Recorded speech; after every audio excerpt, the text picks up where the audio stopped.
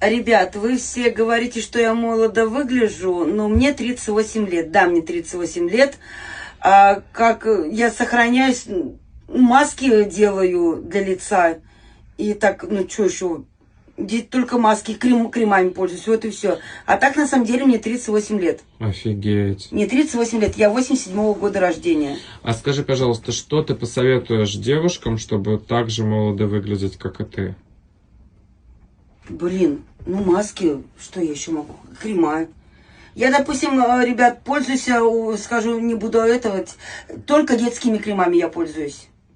Только детские. Лицо я мажу только детскими кремами. Никакими не вот это, не какие-то сейчас какие-то импортные есть. Только детские крема.